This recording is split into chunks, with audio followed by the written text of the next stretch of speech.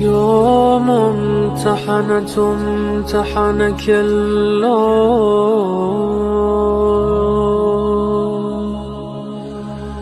الذي خلقك قبل أن يخلقك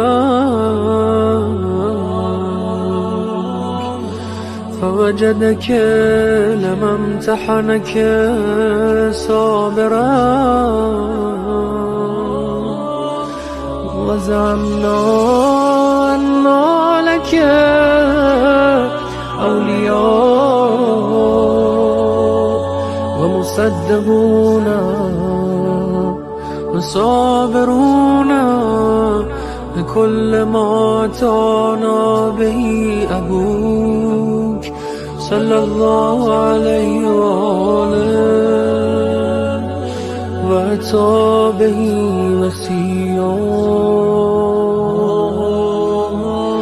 فإنا نسألك إن كنا صدقناك إلا ألحقتنا بتصديقنا لهما